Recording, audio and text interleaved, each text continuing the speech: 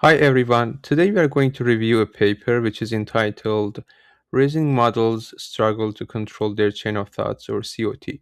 This is written by Yuhan et al. It's 2026, so it's a new paper and it's a collaboration between NYU, UCL, UPenn, and OpenAI.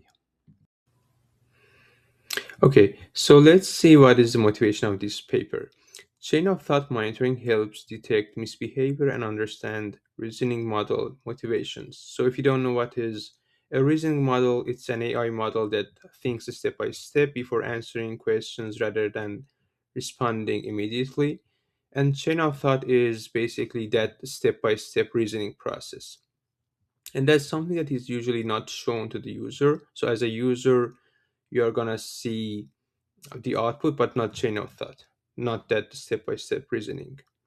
So we can basically monitor that step by step reasoning to see if the system is trying to be misleading or no. And as a metaphorical case, you can consider this case. So let's say you are talking to someone and the person is trying to be misleading and deceptive, right? But from their speech, you cannot understand it. So speech is like the output that you see. But imagine you have this superpower that you can read their mind. So you have mind reading power, which kind of enables you to read their chain of thought. So in that case, if the person is trying to be like evil, he's trying to have bad intentions or being misleading, in that case you can detect it. So fortunately, in the case of reasoning models, we can read chain of thought, which enables us to monitor it and detect some misbehaviors.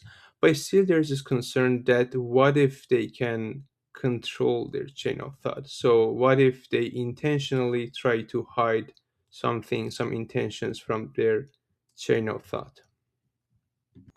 So, motivated by this concern, they proposed an approach and methodology in which they try to quantify something which is called chain of thought controllability or COT controllability, which is trying to measure how much control these type of resonance models have on their COT or chain of thought, which is not a good thing. So if they have a higher control, that's not good. And they have some examples in the paper, but here I have just one question, one instance from there. I think they have 14,000 questions or instances, but here you can see this question which is asking which logical operators cannot be learned from a heuristic sentence embedding composition. So that's the question, but they also have a requirement, and the requirement they're asking something like do not use the word XOR in your reasoning. And then they are trying to see in what percentage of the cases in the reasoning process, which is going to be in the back end, the reasoning model is actually following this instruction. So if it's able to follow, that means that um, it has a higher amount of control, and that's actually not good for us, right? So this is what they do. Okay, so finally you can see a summary of their experimentation. It seems that in overall, most of these reasoning models, they have a low COT controllability, which is good for us, which is good for safety. For example, in the case of Claude 4.5, it can control its COT only 2.7 percentage, and also COT controllability is higher for larger models. So if a model has a larger number of parameters, it's gonna be higher for that model. And also COT controllability decreases with task difficulty. So if the tasks are uh, if the tasks are harder, the measure is going to be lower.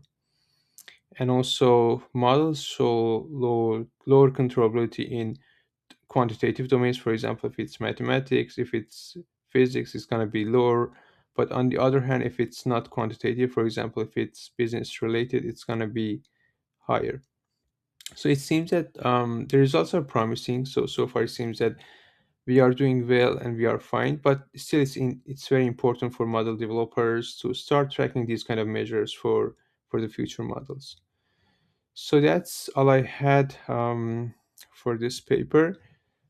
But I'm also including the link for the actual paper in the description, so you can give it a read. It's a highly recommended and interesting paper. And also, I'm including another link, which is a video in which the first author of this paper is describing their methodology and their approach and examples in more details. So yeah, that's all. Thank you so much.